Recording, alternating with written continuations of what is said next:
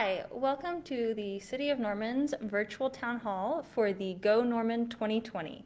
I'm Annahlyse Meyer, Chief Communications Officer, and I will be reading your questions to our panel. We have with us a panel of staff led by the City Manager, Darrel, Pyle. I'll let them go by and introduce themselves in a second, but we will kick this meeting off with a brief presentation of what's included in each of the 4 bond propositions, followed by a time to have question and answers. So if you just drop your questions into the comment section on this video, we will address them after the presentation. Now, we'll start with introductions. I'm Anthony Francisco, the Finance Director. I'm Shawn O'Leary, the City Director of Public Works. Good evening, I'm Darrel Pyle, City Manager, City of Norman. Jason Olsen, Recreation Superintendent. Good evening, Brent, Barbour. I'm with the Police Department.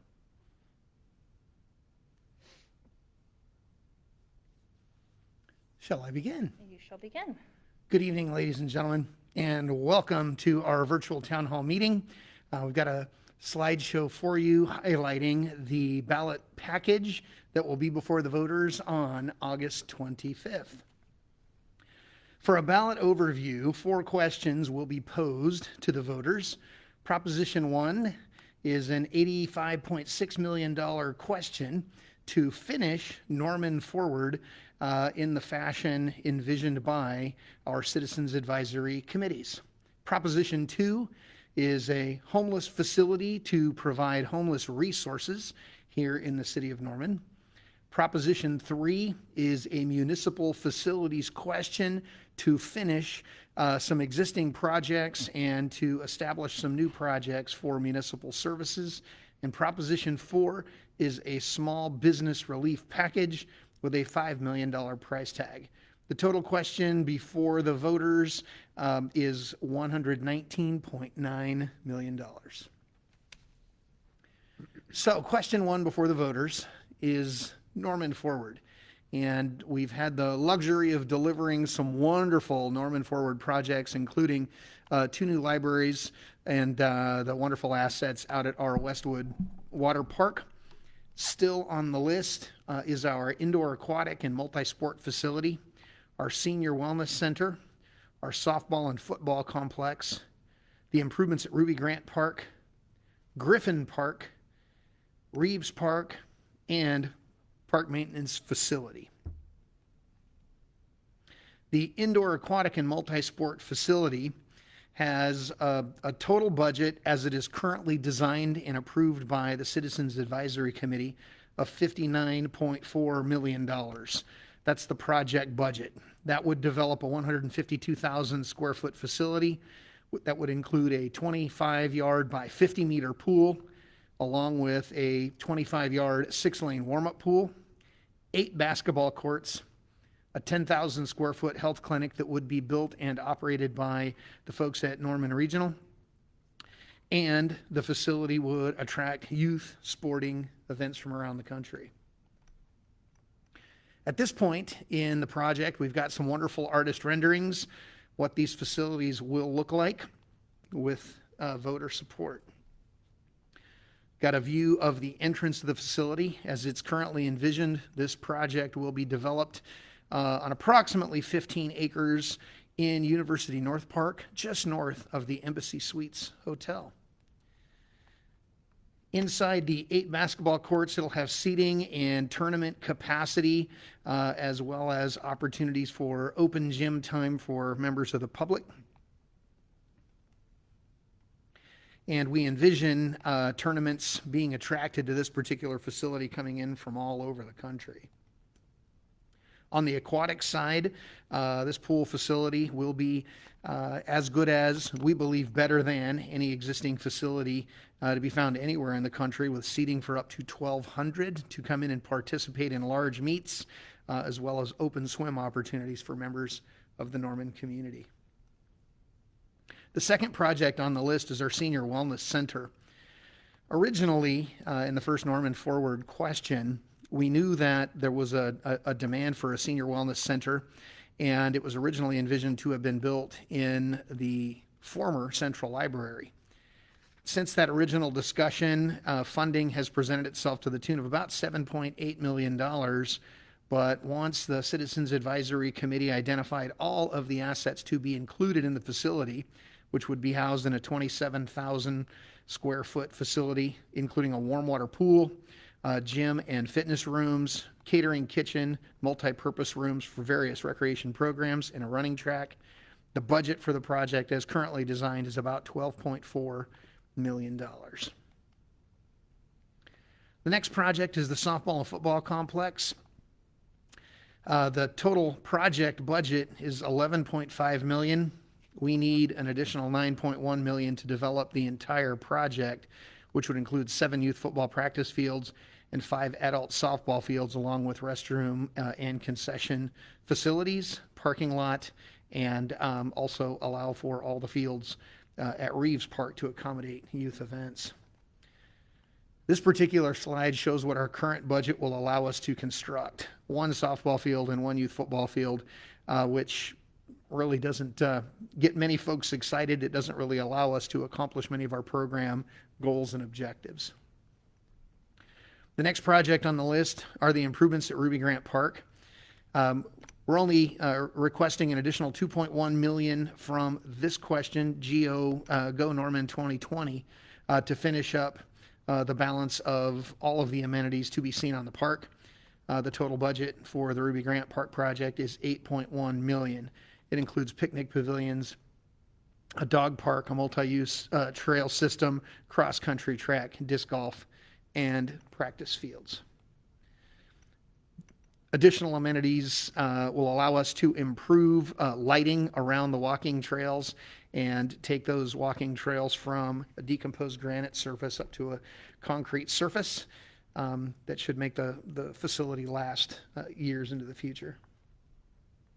You'll be able to see some of the architectural features starting to take shape out at Ruby Grant Park right now. The park is currently under construction, and the additional funds would allow us to wrap those final amenities into the current construction project and wouldn't have too big of an impact on the delay of the opening day for Ruby Grant Park. Griffin Park improvements, where all of our soccer activities are taking place. To build out the entire facility is a $32.8 million project, including the full-size indoor soccer facility, 21 level and graded fields for youth soccer programs, and a lot of lighting for evening play and play during winter months. It would also include restroom, concession, and parking amenities. Our current funding would allow us to build a little less than half of the project envisioned by our soccer community, and would only allow us to build half of an indoor soccer field. And half a field is not a big advantage here in Norman, and the desire is to build a complete indoor soccer field as part of this particular question. Reeves Park. The total budget to build everything envisioned is $15.3 million. Go Norman 2020 would add an additional $7.4 million to the program that would allow for a total of 14 fields, 4 new fields for ages 8 through 16, youth softball, 2 new fields, ages 13 14, baseball, and 4 reconstructed fields for ages 9 to 12, youth baseball. Additional 4 new fields for 5 to 8 youth baseball, lighting, concession, and additional parking. It would require an additional $7.4 million to bring all of this to fruition and hopefully allow parents to spend more of their youth sports activities time here in Norman. This would also require the relocation of our existing parks maintenance facility. You see there in red. It's currently occupying an older metal building that is reaching its useful life. This project would allow us to relocate that amenity up to North Base. You can see where it would be positioned up on North Base on Da Vinci Street off of Flood. Some artist renderings of what that facility would look like. Nothing too fancy, but definitely a current project. The next proposition, Proposition 2, would provide $5 million for homeless facilities. What is envisioned is not a homeless shelter, but a homeless resource center at which homeless individuals would be able to receive resources and case management to help them find permanent supportive housing. We found over the last winter our ability to move people into a supportive housing solution happens in a one-on-one interaction, and that is envisioned to take place at the Homeless Resource Center. Budget of $5 million. The bond funds cannot be used for operations or programming, just for facility space. It is envisioned that through our existing local partnerships with several nonprofits, that these services will be provided in a facility that could be developed with these funds. We are in conversation with folks at Norman Regional to look at properties in and around the Porter campus that may fit this particular need.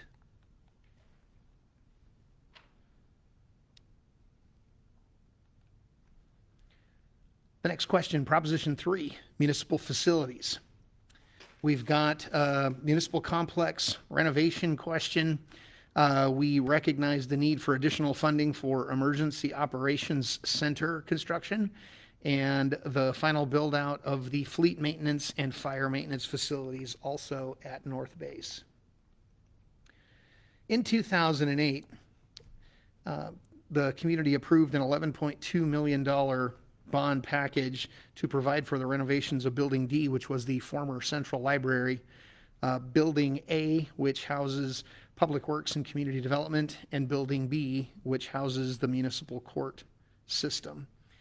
In order to finish the build out, we need an additional $11.2 million from the voters, and it will allow us to fully build out the former Central Library into the one-stop shop, making it much more convenient and efficient for development to take place here in Norman instead of driving back and forth across town, dropping off plans and payments can all happen in one place.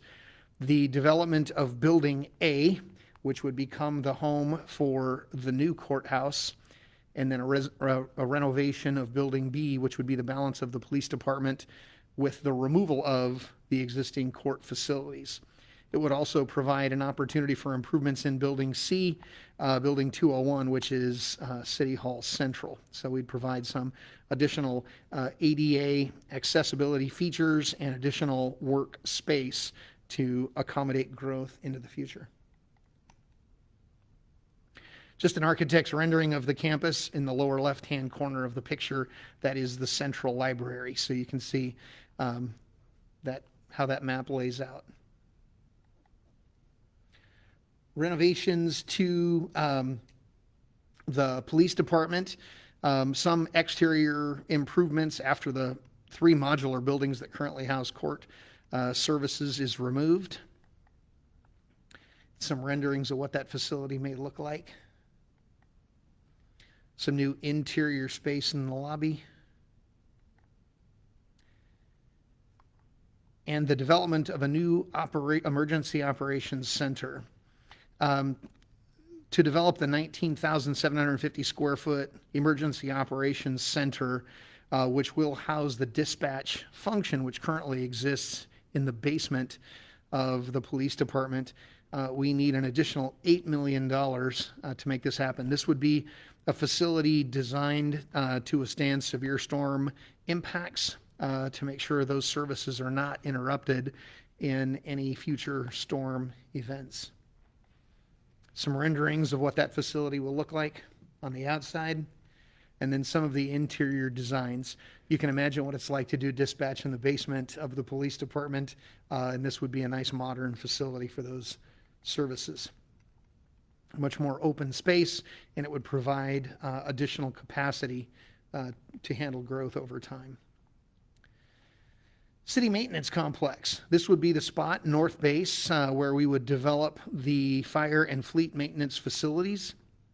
We need an additional $5 million from the Go Norman 2020 questions to allow us to develop a maintenance facility to handle the large equipment Garbage trucks keep getting larger and larger, and fire apparatus also continues to grow. We need a modern facility to be able to provide adequate maintenance services. You can see where this building would be developed out there next door to the relocated park maintenance facility off of Da Vinci, exiting flood. Artist rendering of what the north base maintenance yard would look like. A little different than it looks today as we occupy pre-World War II military buildings. The scope of Proposition 4, Small Business Relief Package. This is a $5 million question that was developed as an immediate impact to our business community from COVID-19. And we watched the folks in Oklahoma City roll out a $5 million small business relief package from existing dollars OKC had on hand, and it was completely subscribed within a matter of weeks. OKC added an additional $5 million to the funding package, which was also completely exhausted, and now OKC is utilizing some CARES Act money, federal dollars, to help offset those impacts. The city of Norman does not have access to those same CARES Act dollars as our neighbors up in Oklahoma City, but this request is designed to create what would be a revolving loan fund and a grant program to help our small businesses that may have fallen through the cracks and may not have been able to receive any additional funding support through the payroll protection program or the small business association loan programs over the last several months. With that, we've got staff here capable of answering your questions, and we look forward to hearing from you. Excellent. We do have some questions from the public. First, we'll start with this question from Jennifer Reed Sanders that asks, why do these projects need more funding? Is the increase in cost due to the fact that some of these projects have been delayed so long? If these projects had been completed timely, would there still be a need for additional funding? Mr. Francisco, would you like to tackle that one? My opinion is kind of all of the above. If the projects had been done sooner, obviously the construction costs would not have inflated as much. But the construction costs have inflated from a variety of reasons. So yes, we would still need additional funding to complete the projects at the scope that they were originally envisioned for the Norman Forward projects in 2015, for the municipal complex projects as they were envisioned in 2007, and so forth. So the answer is all of the above, yes. Okay. An additional question to that from Jennifer Robertson. All the projects seem to come in way over budget, notably the swim complex, originally budgeted for $8.6 million, now budgeted for over $56 million. Seniors were told we would get a senior center when we voted to support the Norman Forward sales tax in 2015. Are the budget overruns the reason this has never even been started? Mr. Foster, would you like to tackle those scope questions? Sure.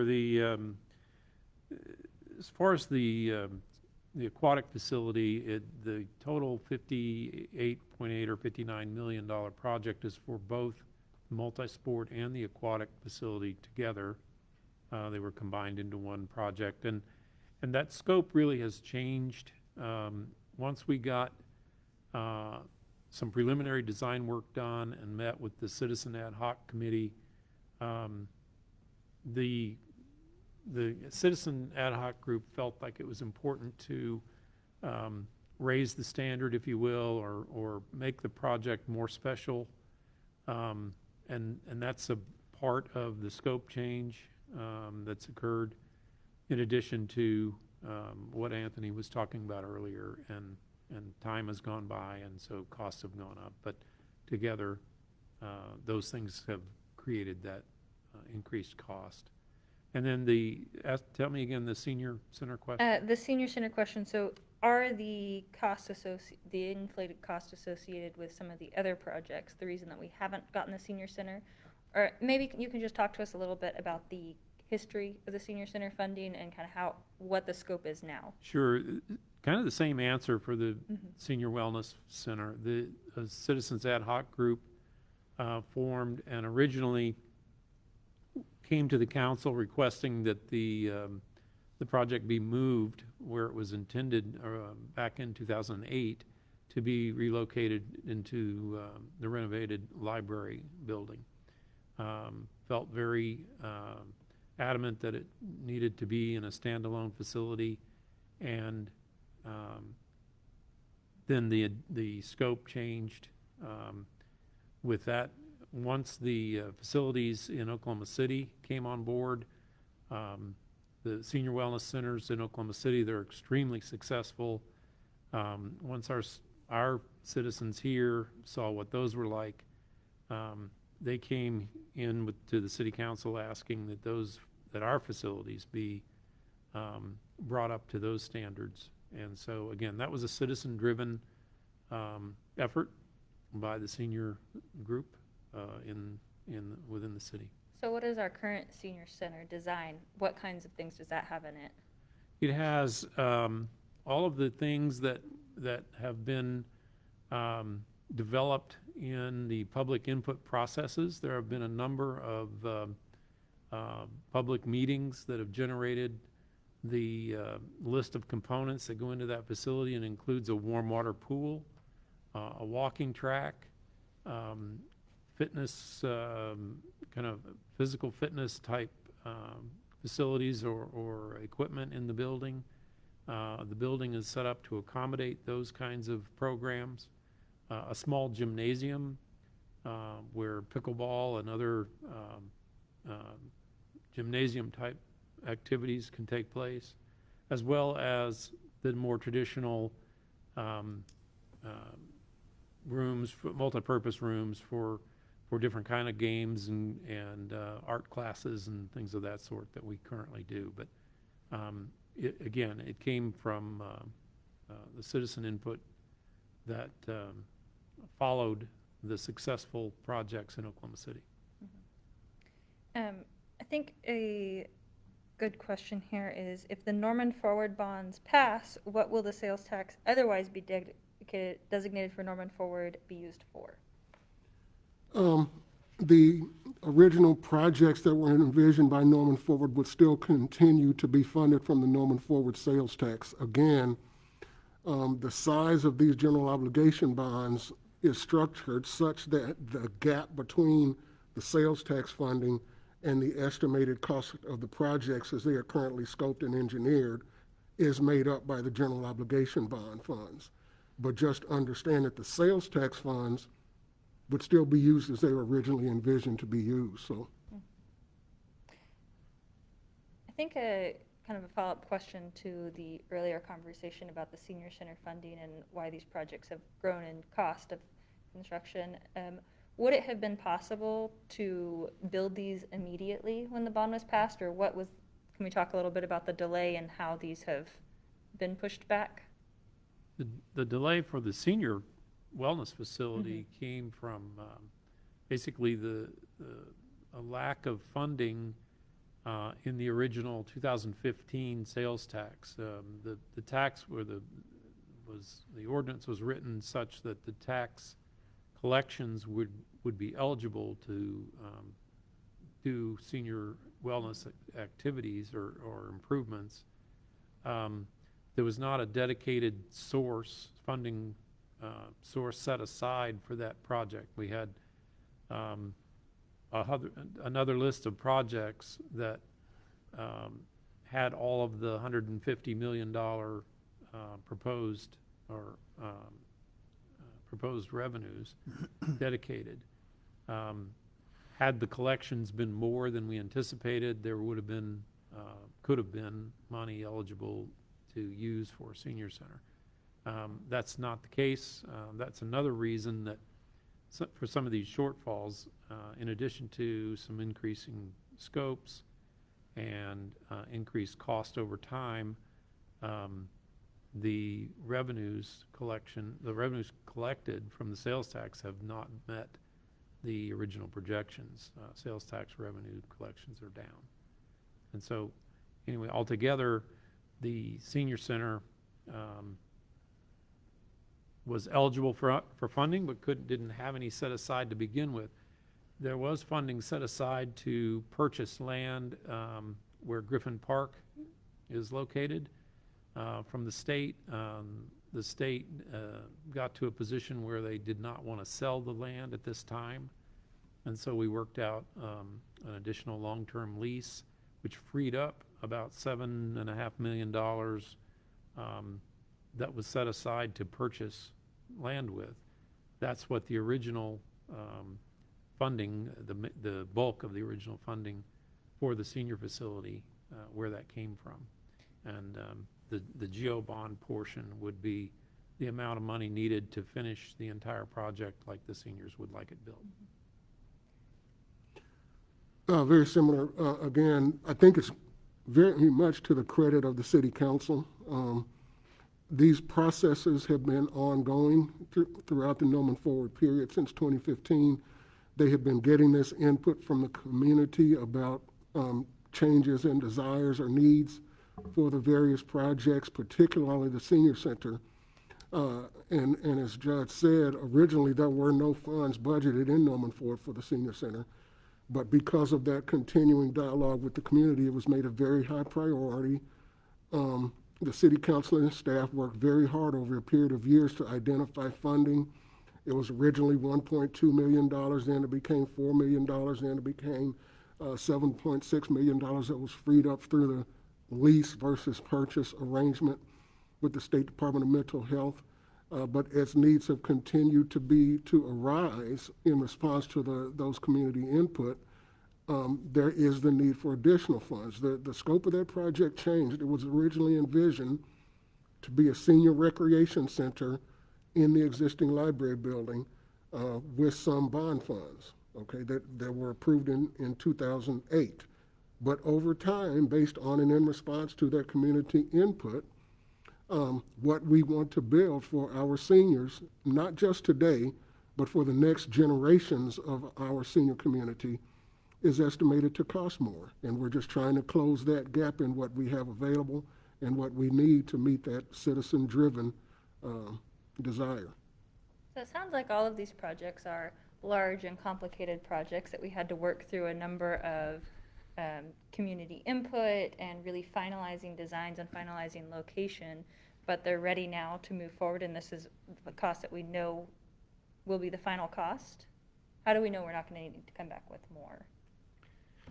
These particular questions give us the ability to really accelerate and advance all of the projects almost simultaneously. Several of these projects are almost complete in the design phase based on direction from our citizens advisory committees. We also happen to have the advantage of some incredibly low interest rates. Just most recently in the work of Mr. Francisco, the bond market yielded some interest rates at a little over 1.83%. And that is historically low, which means we'll get the best bang for our taxpayers' dollars in the current environment. So we are teed up and ready to move forward on all of these projects. And this particular question allows us to build those projects under the design criteria established by the Citizens Advisory Committee of our neighbors here in Norman. Well, excellent. I'll add to that just a little bit too. What Darrell said is exactly correct, but the difference now, where we are now from where we were in 2015, is we now have the advantage of a lot of design time and public input into the designs that we didn't have at that time. And so the estimates now are expected to be much more accurate than they were at that point in time. Excellent. And continuing on with the Proposition 1 Norman Forward questions, are we anticipating revenue from these facilities, or will they be free to for residents to use? If we're anticipating revenue, how will this money be spent? They're probably not going to be free to use. Most of our facilities, many of our facilities, come with fees attached. We have a tremendously successful project in the Westwood Aquatic Center. It's far exceeded all of our projections in terms of use and revenue, but it's not a free facility. Now, it costs people to use it every day. Now, we do have things in place for people that need some assistance. We have reduced fees, structures, and things of that sort that we're able to work into those fee programs. The same would apply with all of these other facilities. Some things will be without charge, without fees, and other things will have fees. So when your child signs up to play baseball or softball or soccer, they typically pay a fee for that. And once again, the different associations that work those programs have ways to accommodate people that need help financially. So people will be taken care of in that regard, but there still are fees attached to those programs. The aquatic facility and multi-sport facility will more than likely, and the senior center, as the senior wellness facility as well, will more than likely have operators that the city contracts with, and they will be tasked with the day-to-day operation, staffing costs, day-to-day maintenance, and those sorts of things in terms of the operating expenses, and they'll be allowed to collect a fee, a user fee, as we do with any of our other projects. And we have some exciting things going on with that too. We just signed the MOU with the Trey Young Family Foundation that'll be used partially for some scholarships at the multi-sport facility, right? So there's some opportunities like that as well. Yeah, we just signed a $4 million MOU with the Young family. We're going to be working with them, and there's a lot of good things coming down for the pipe for that. That MOU is not necessarily going to be used for any building, to make the building go further or anything like that. The Young family is going to have a say in a lot of the money that's spent, and their main focus is things like scholarships or incentives for kids going to school to make better grades or have good attendance. And I think it's going to be, that donation is going to go far, and it's going to reach a lot of people in the community. Talking to them over several conversations, it's very important to make sure that every child in Norman has the opportunity to play sports inside the multi-sport center, no matter what their income is. Or so I think that's a very good deal that we have going on, and not to mention the connections that the Young family have with many of the Adidas or other sponsorships is going to add some great features to this that we wouldn't have otherwise. Excellent. So we've talked a lot about the funding and scope of these, and how many basketball courts there'll be, what exactly the features are. But what is the overall benefit to the public of these Norman Ford facilities? One would be access to world-class facilities. We have lots of parents who support their children in a variety of sporting activities that require them to travel largely to facilities of similar scope and quality to allow their children to compete. And we hear from many of those parents asking for the opportunity to spend those weekends here at Norman instead of always on the road and always in somebody else's community where they're buying gas and staying in hotels and eating in restaurants. So along with that local opportunity, the ability to continue to put Norman on the map as a center of attention for world-class facilities to attract and bring those activities here and to help bring in tax dollars from the outside to help offset the costs for the citizens here in Norman. And how would those fit into things that are already going on in the city? I mean, we already have some facilities. Why do we need these bigger facilities?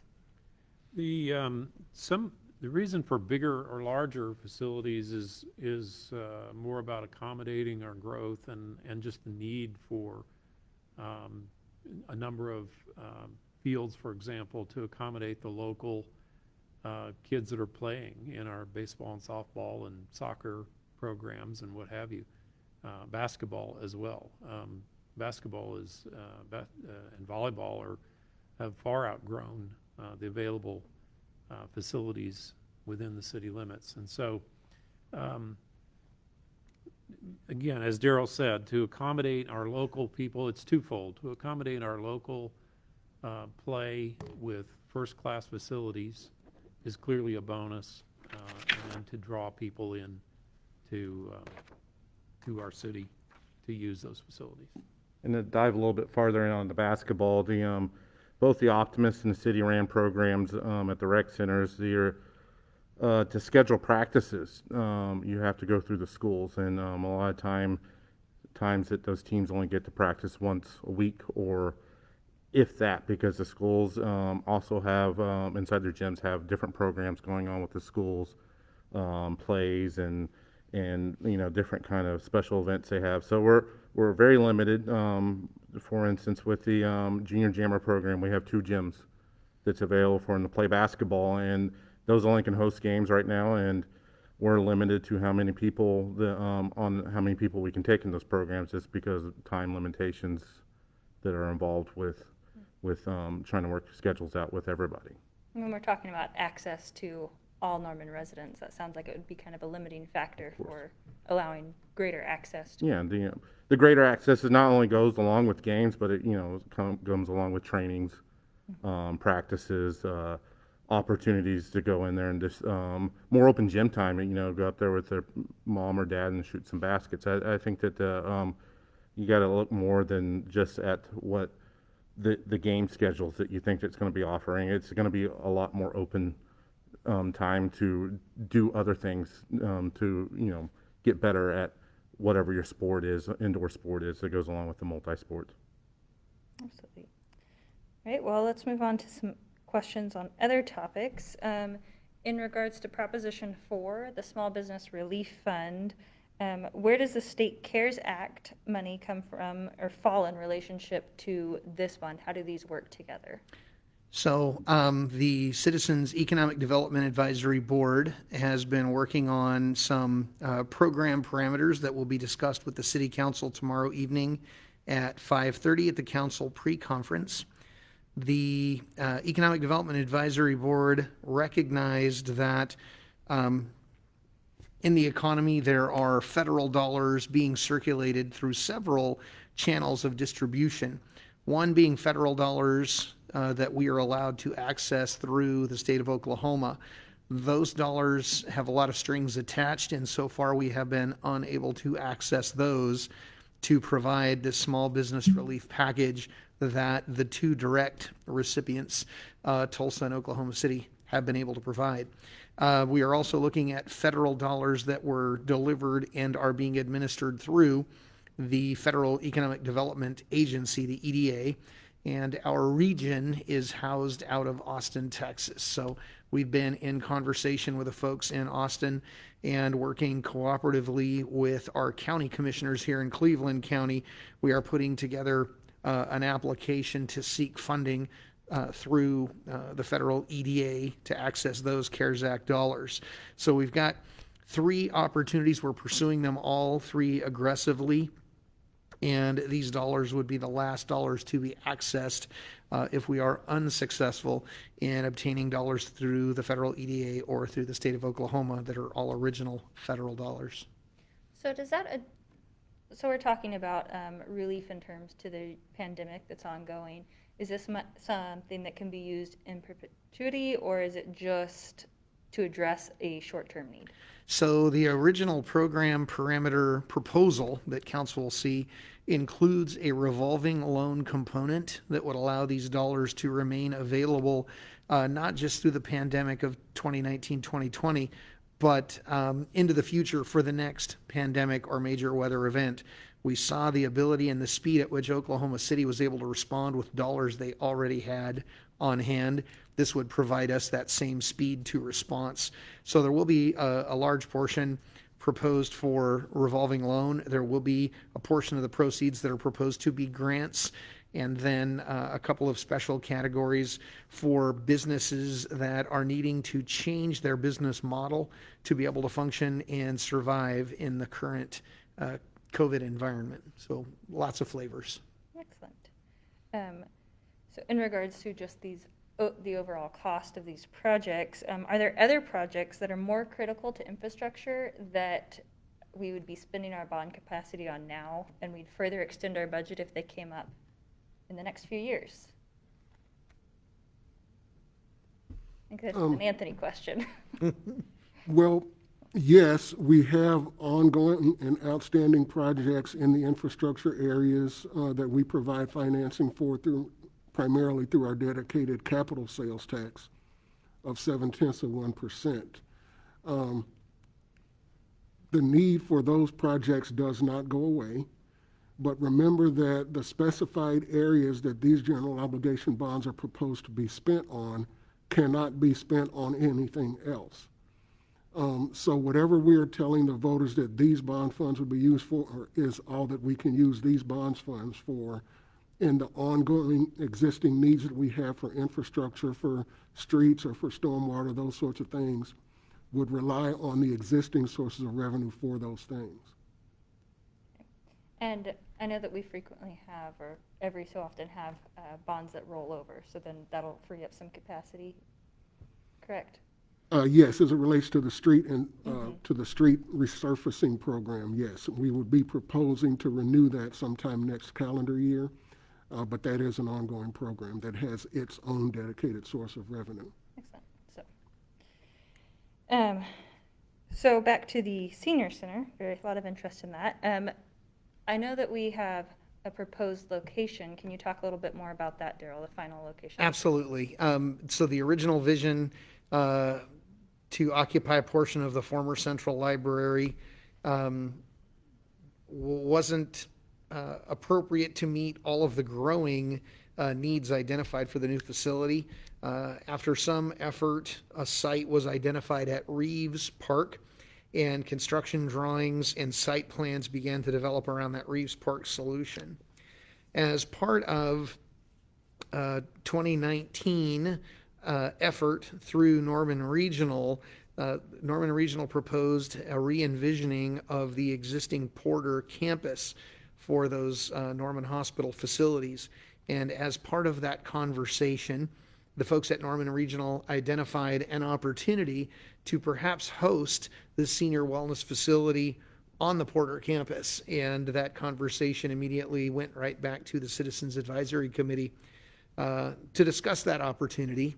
And it was determined to be advantageous to perhaps have the senior wellness facility adjacent to other health-related facilities, and the location centrally located, and perhaps the opportunity not to be competing for parking space with a lot of the other sporting activities that we envision for Reeves going forward. So currently we're in conversation. We have a conceptual agreement with the folks at Norman Regional to provide that opportunity. They are currently in engineering and design work for a replatting of that Porter campus to be able to provide us with the legal description of the parcel on which to build our current vision for the senior wellness facility. Excellent. Well, that's exciting. Following back up on the senior center, it says the senior center won't be built if these bonds are approved, in my opinion. Seniors have been betrayed in the past and will be betrayed again. How are we ensured this time around that this facility will be built? What's different? So, go ahead, Anthony. Well, see, I'm a bit troubled by that word betrayed, because I know that Judd and myself have lived this project for many years. And when things change in response to input from the community, that is not a betrayal. That is a change in what the community envisions to be needed for that senior center facility that we're going to have for generations to come. Before Darrel came into the movie, see, he talked about this jump from the library site to Porter campus. But just understand that there was also several sites that were explored in response to community input adjacent to the new central library. There were sites explored in response to community input at Andrews Park. And it's not a betrayal as the needs change or the desires change and council responds to those needs and desires. That's not a betrayal. That is a response to community input, and that is how we have arrived at this site for the senior campus. Another thing too, I would add, and Anthony's already touched on this earlier, in one of the earlier questions, was the fact that these are general obligation bond revenues. They must be spent on the projects that are identified. And we have no other choice but to do that. And even though we wouldn't want to do it, spend them on anything else, that's exactly what we want to build, and will, but we're bound to do that with GO bond funds. Geo bond funds are a little more binding than Absolutely. specific projects. Anyone who wants to know, just Google Oklahoma Bond Proceeds Act.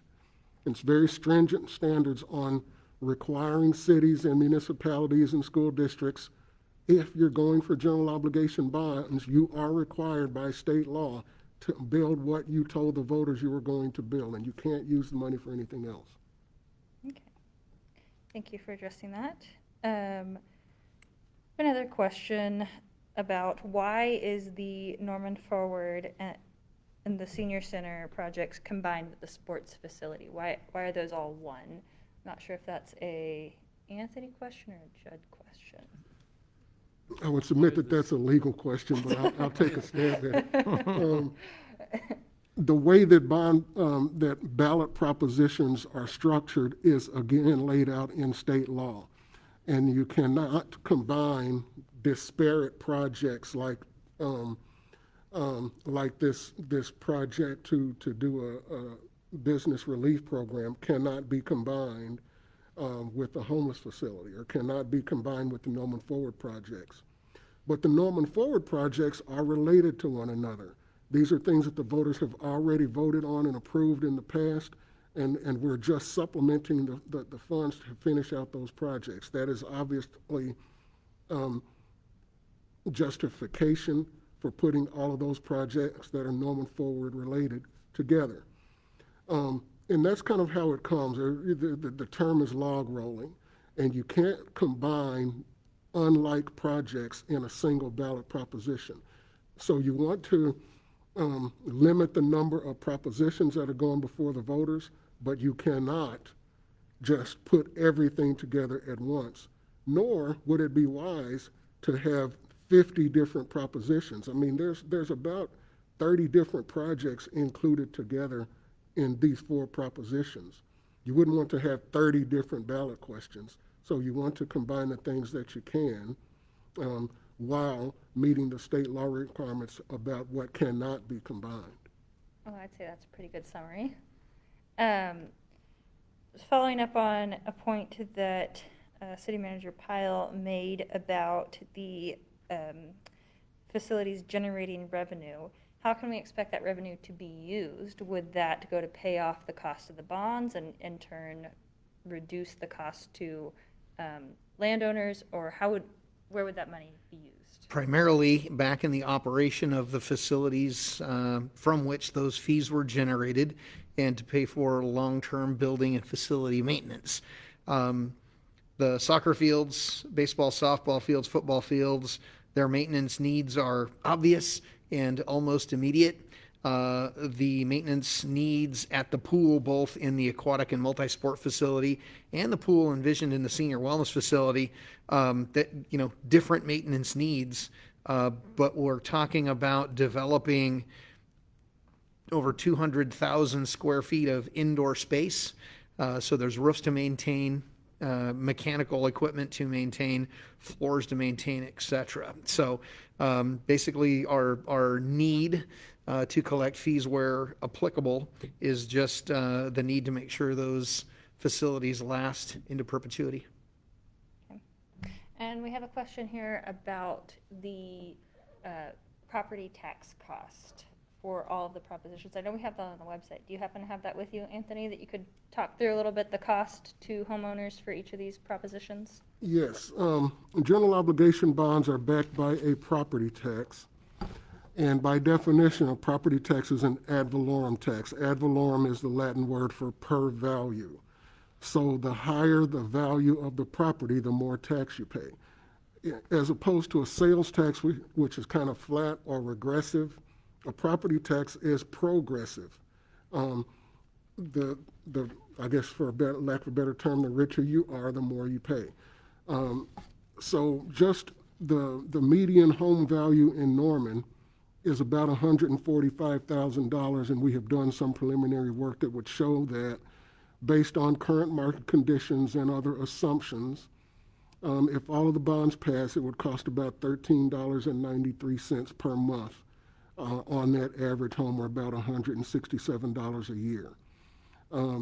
If you'd like, I could split those up for the individual propositions. I don't know if that's what the question was, but I think it'd be easier to go to the website for that, or you could give us just the average. So you mentioned the average home value. Could you give us the average home value for each of the 4 propositions? okay. And all of the other, you can get a breakdown of this on our website at gonorman2020.com.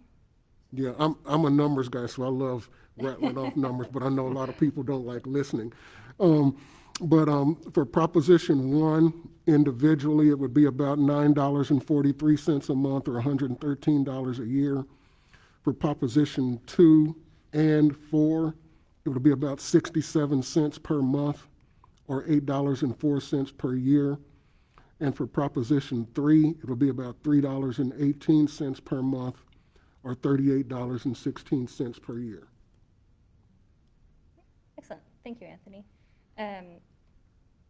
Going back to the MOU with the Young family, is this available for citizens to review, or where are we at in that process?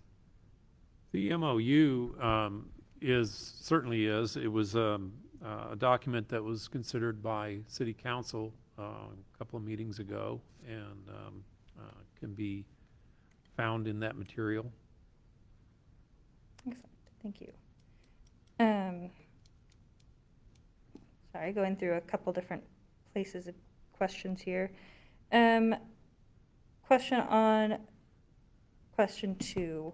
What is the timeline of building the homelessness facility if it's passed? Is there anything we're doing in the meantime to assist these individuals, like assisting in our local shelters, or investing in the effort to reduce homelessness in Norman? A little bit of all the above. The ability to make positive impacts on the lives of our homeless community. We've seen the greatest success when we're able to address those problems on a one-to-one basis. Right now, services to our homeless population happen all over town in a very inefficient manner. The ability to provide resources in one stable location all year long, we see adding great value to our ongoing efforts to improve the outcome in the lives of our homeless community. So it's new to us in that we have relied on facilities around the community supported by our nonprofits, but we know transportation is an issue for our homeless population, and the ability to provide centralized services more easily accessible through public transit with a unified approach by all of our service providers, we think we're going to wind up with the greatest outcomes for that community. How soon could we see something like this coming to Norman? Our ability to potentially utilize existing facilities could advance that project pretty dramatically. If we're talking about new construction, we're probably 120 to 180 days in design, and then maybe a 12 to 16 month build. If there's an existing facility that could satisfy this need, these dollars would be used for renovations and making sure the facility is current, ADA compliant, parking accessible, all of those issues to address. It's something we could see between now and the end of the current fiscal year, June 30. Excellent. All right. On Proposition 3, can we talk a little bit more about what the scope of this is, how this will benefit the community? I think, Brent, this is probably a question for you specifically. How does the EOC or any of these other projects benefit the community? Sure, I can touch on parts of that. In regards to the Emergency Operations Center, that will provide us the ability to build a state-of-the-art facility that will house the Emergency Operations Center, as well as our dispatch and the Traffic Management Center that is being currently designed by the Traffic Division of the city. this added funding will allow us to secure that entire facility so it's able to take on storms and take on weather that we are very accustomed and used to. The current funds we have don't allow for that, which allows or creates significant concern for our continued operations that have to happen in that building to serve our community safely every day. So this will not only incur that current need, but it'll help in the future with providing that space for those services to continue as we continue to grow as a community and as a department. In regards to the renovations, part of the renovations affect our building in particular. Our building was built in 1984, I believe it is. We are significantly out of space, out of compliance with ADA materials and several safety functions within the facility that would allow us to be much more open and welcoming with the public and our ability to serve them in the most appropriate manner. We do a good job of trying to work around those struggles in today's environment, but that would significantly be improved. It would also separate us from the municipal court. There are citizens that do tell us for valid reasons that there are concerns that when they have matters that they need to deal with through the court, that they have to come to the police department to deal with those matters and to help out. Court, of course, is extremely tight on space as well. I think the city manager mentioned earlier they have a portable building that is attached to the building that's been there for several years, and that is where they house out of currently. And giving them that space would allow them the opportunity to have separate courtrooms for things like juvenile court. Currently, they are combined together every day, which obviously does not create the most beneficial atmosphere for the visitors in their facility as well. So, thank you. Anybody else have anything to Another, add to that? I can probably best to pass this off to Shawn, but the, in terms of the City Hall complex and in particular the renovation of the old library building, the idea of a development center makes a lot of sense in terms of a one-stop shop sort of approach for people that need to do business, that kind of business with the city. Maybe this is my handoff to Shawn on this. He's probably better at describing that whole process, but everybody under one roof makes it a lot more efficient. Just to add to that, Judd did a good job explaining that, but I would just add to that we're not just talking about large development projects. Certainly we deal with those as well, but these are, think of this in terms of a small business wanting to do a renovation on a space to, let's say, open up a restaurant or something. Today they have to go to multiple different offices and buildings to get all of the information they need to submit their plans and get their permits. This would operate in one place with all the divisions and departments in one location to try to expedite that, be a little more friendly to the process, and get these folks in operation with their new business or their new development. I might also add one of the projects in Proposition 3 deals with a fleet and fire maintenance facility that we do not have today. For those listening, many of you know that the city took on the operation of the bus transit system about a year ago, and we are currently maintaining that fleet of buses in a OU Transportation Operations Center. We appreciate that opportunity to do that, but we really need to be in our own facility.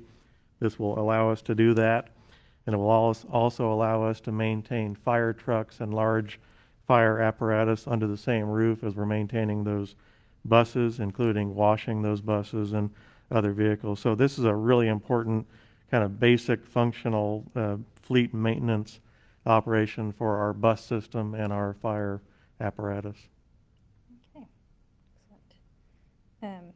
I have a question here, and appreciate everybody's patience as we try to make our way through all of the comments coming in through both email and the comment section. So I know we're coming back to some now.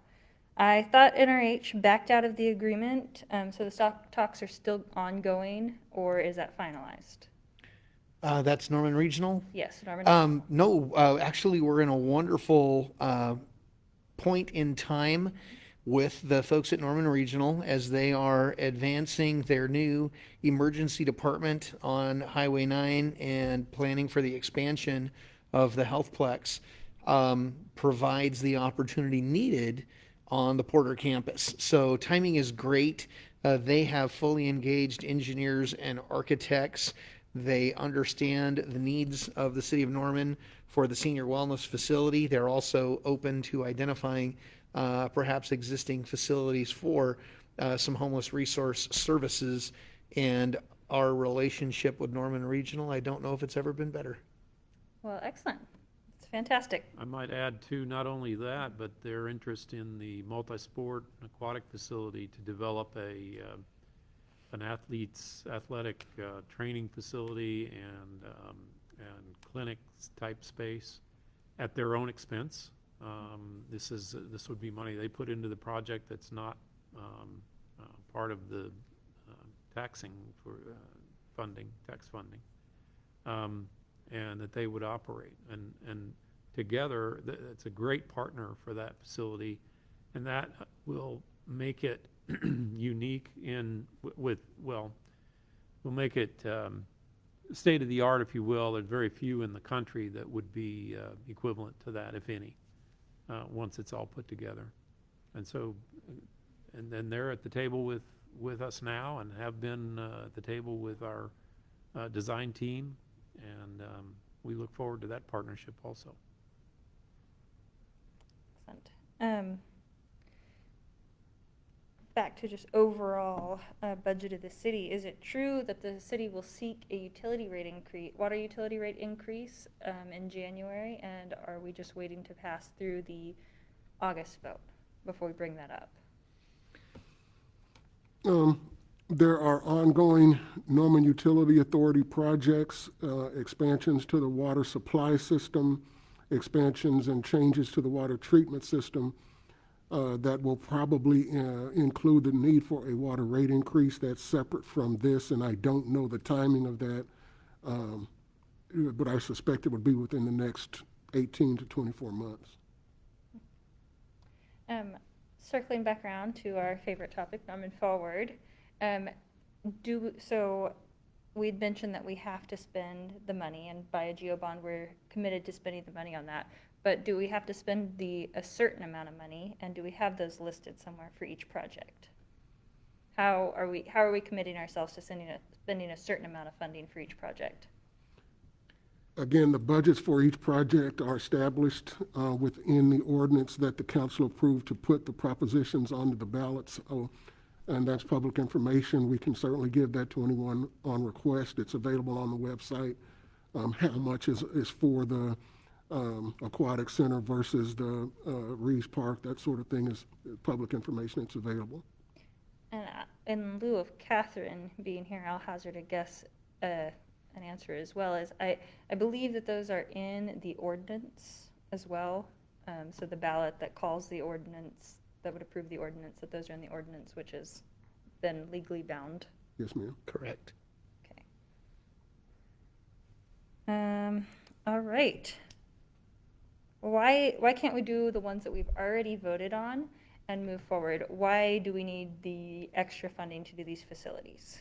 Some of the facilities that are yet to be built and voter approved previously are not the types of projects that are easily developed in phases, such as the aquatics facility. Once you've built a 25-meter pool, it's virtually impossible to go back and add another 25 meters to it. It winds up being new construction. So some of those projects, you literally need to build it at its ultimate design as part of one original project. Potentially, there would be opportunities to phase in other pieces. We are looking for economies of scale and cost efficiencies in bid packages that go out the door. And what we recognize with the dollars that were previously voter approved, they were approved with revenue estimates estimating sales taxes to increase at a rate of approximately 4% a year. And what we're seeing recently is sales tax growing at a rate of about 2% a year. So we are falling behind if nothing else changes. By the time Norman Forward reached its maturity from the first question, we believe we would be about $8 million underfunded. I would add to that, see, just, the short answer, in my opinion, to that question, why don't you just do what you said you were going to do with the money that you have on hand?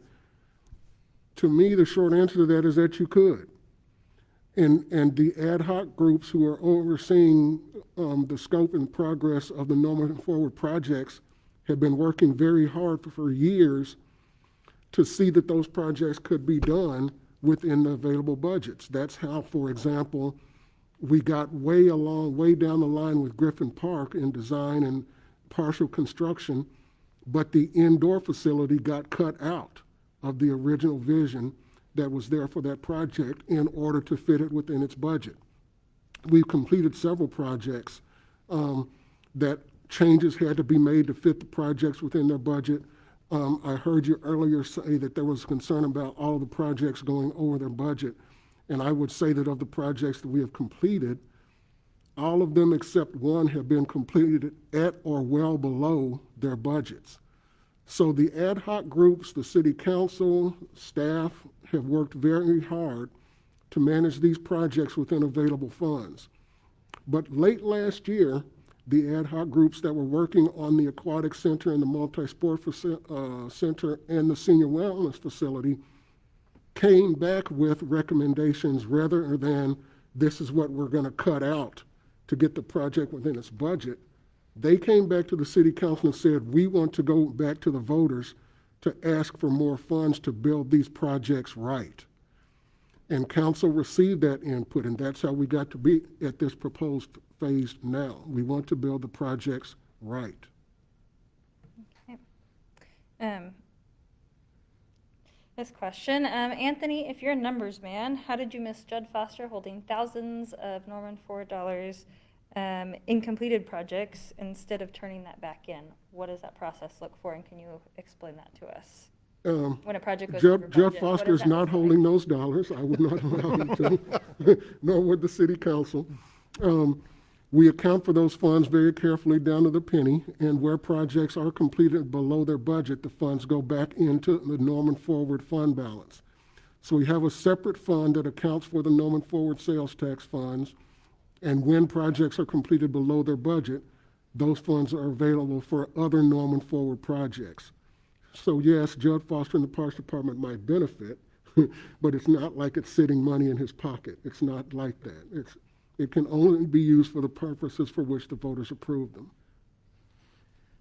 I'd like to add to that, if I may. We also have a Citizens Financial Oversight Board that oversees all of the Norman Forward program. And so Anthony and Judd and others of us meet regularly with them monthly, I think, generally, to review every dollar spent on every project. And that citizen board then gives direction back to the city manager and this team to move forward on other projects or not. And they've been briefed, of course, on this bond proposal as well. All right.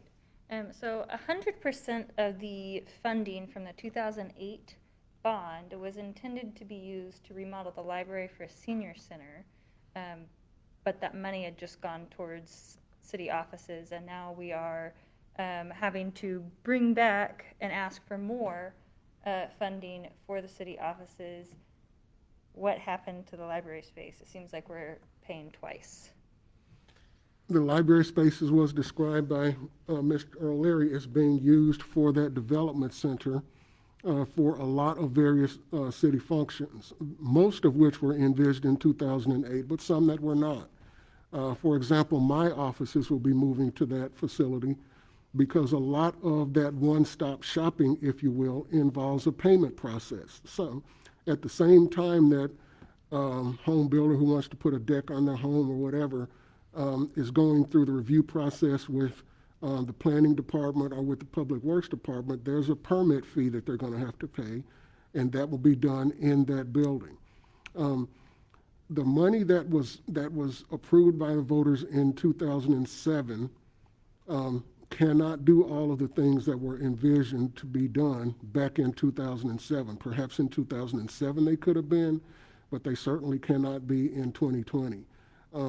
So with those funds being used for the purposes that the voters approved, renovating, refurbishing, and reconstructing the municipal complex, we would be running out of those funds about after two of the dominoes fall. And when I say dominoes fall, understand that, as Mr. Barbour described, after the development center moves out of what is known as Building A, where the public works and planning departments are now, to the old library building, then the municipal court will be able to move to the facility that they have vacated. When municipal court moves out of the facility that they are sharing with the police department, then the police department will be able to expand its headquarters operations into that entire building. But just understand that there's a very logical sequence of those dominoes falling that has to be followed. And when the funds run out, somewhere around after the municipal court is done, somebody is going to be left out in the cold. And right now, just because they happen to be the last domino in that logical sequence to fall, the police department would have been left out in the cold. So that's why we're going back to the voters and asking for funds to complete the municipal complex renovations, specifically for the police department headquarters renovation and some renovations to this city hall building. And so I think part of the original question was why that money wasn't used, and I know we've addressed that a couple times, but maybe we could reiterate in this conversation why that money wasn't used for the Norman Forward Senior Center. So one of the pieces of the timing when the voters originally approved the funding, it was anticipated that the new library would be constructed shortly thereafter, 2007, recognizing that we didn't cut the ribbon on that building until November of 2019, and that allowed those resources to sit idle. There just wasn't a place to move on any of these projects while the library continued to occupy the former central library. That's the first domino. So, we had to wait until the voters approved Norman Forward to build the new central library, and that was domino number one, and now the rest of the program's moving forward. Excellent. Okay. So there's many people in the city that may be paying for these facilities, the Norman Forward facilities, that may never use the multi-sports center. How will taxpayers benefit directly or indirectly from these facilities? Well, I would say first and foremost, as the city of Norman continues to grow and add world-class amenities, that's good for everyone in Norman. Homeowners, business owners, students, future homeowners. The tide will rise and every boat will float a little higher along with it. It makes Norman a more attractive community for a wider variety of families looking to set up their future homes. These amenities are great for our school kids. We've had this presentation in a couple of different venues with the superintendent of Norman Public Schools, and we recognize that the students through Norman Public Schools will benefit from these assets being available too. So it's just a great opportunity to highlight all the benefits that are available here in Norman, and our residents deserve world-class amenities like they travel and see in other parts of the country. Time to provide those services right here locally. And kind of talking about how they benefit the schools, there's several ways that the schools are going to be able to tie into some of these projects. The first one that kind of pops into your head is the aquatic center. The way this aquatic center is kind of being proposed to be built, it's going to be able to hold not only high school meets or meets for the local swim club, but it's going to be built in such a way where we can have the state high school championships at the aquatic center. And we think that tying in can help out, not only with the high schools, but the hotels and all the restaurants and shops that are here in Norman. The other things that your projects that you can kind of tie into that, the athletic director at Norman's always talked about, or has talked to me about having middle school baseball. If we get Rees, if the Proposition 1 passes, 2 of the ballparks inside Rees Parks is going to be large enough to host kids of that age that can play middle school basketball. And you can even go as far as looking at the adult softball fields. Rees Park used to host state meets all the time, and then it kind of fell out, kind of aged in such a way that it wasn't adequate to hold the state championships there. But the new adult softball complex is going to be kind of put that back in a favor where it can possibly hold tournaments of that nature for youth, not only adults. So there's a lot of crossover where it's going to benefit both the kids of the community, high school, middle school, and all that kind of goes along with that.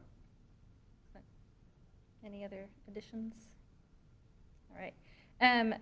Question about the Senior Wellness Center. Could the Senior Center be built without the wellness component, as they seem to be housed in separate locations? They could, but the groups, all of the input that we got from the citizen advisory groups and the public meetings we had clearly wanted the facility that's being designed. They wanted it all in one building, in one standalone building with all of those different services provided in the same place. So how can we assure that we aren't facing the same issues of timeliness and increased construction costs as we move forward? How do we know that the money we're asking for now will still be enough when we build these projects? Well, first of all, the general obligation bonds allow us to advance all of the projects immediately in terms of the financing. A lot of the original Norman Forward question provided for a pay-as-you-go component, so we had to wait until sales tax dollars were collected to advance. We also did a debt issuance to be paid back with those sales tax dollars, so we could bring some of those projects online in a more timely fashion. But this mechanism, Go Norman 2020, is the most efficient mechanism available to allow us to advance the projects. Now we are this far down the road in design. We've got obviously all the real estate we need for most of the park project improvements.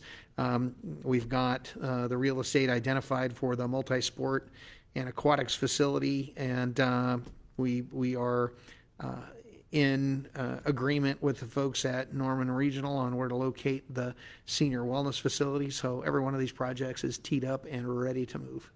Just waiting on the additional funding and the answer to whether we'll be building the larger facilities or not. Absolutely. Right. In regards to the connection with schools and the use of the Norman Forward facilities, will these facilities be open to children to use outside of school hours and when schools are closed? I mean, so now schools will be closed. Will these facilities be open in those kinds of instances? I think that we can, that's definitely going to be arranged. At the swimming pool, so you have the large 50-meter pool that is, everybody kind of thinks of, that goes along with swim team and all that other stuff. By nature, the swim team is likes their water a little bit cooler, but there's going to be an adjacent pool that's also included in that complex. It's 25 yards. It's going to be a warm water pool where people kind of refer to it as more of a programmable pool where you can have classes, swim lessons, things like that. Also, the basketball gym, user groups are going to be able to use that, just like the Optimist Club. They're going to be running their leagues out of that. So, yeah, that's going to be open for community use just like that. And then there's also going to be times for open gyms. There's not going to be basketball or swimming going in there 24/7. There's going to be times for the public to come in there, and that's what it's exactly built for usage for anybody in our community. Excellent. And how would kids benefit from these facilities if they can't afford them? So what are we, I mean, I know we talked earlier about some scholarship opportunities and stuff. Could you just reiterate that? Yeah, to go along with that, the basketball stuff, all of our user groups, it's built into the contract that they have with the city is that they have to make sure that the program that they offer is affordable for everybody. So you kind of look at that. There's going to be scholarships available for people to come in and play basketball, volleyball, all those user groups, along with the swim clubs. There's the Sooner Swim Club. Talking to the people that run that, they make sure that anybody that is interested in swimming, they make sure that they have a place for everybody to come out there and swim, no matter where they live in town or how much money that family makes. Excellent. Okay, well, that's all the questions that I've got, both email and in the group here. So is there anything additional that anyone would like to add? Don't feel like we covered well enough. Just happy to answer any additional questions if they come in via email or through the Action Center. That we want everybody to feel comfortable that they have a full understanding of what these ballot questions mean and how those dollars will be spent. Excellent. Well, thank you all very much. And again, as comments might come in after this live meeting is ended, we'll continue to answer those through our social media and email. So thank you all for attending. Don't forget to come to our other two events on August 20th at noon and August 24th at 2 p.m. We'll also be doing live meetings. Thank you. Thank you.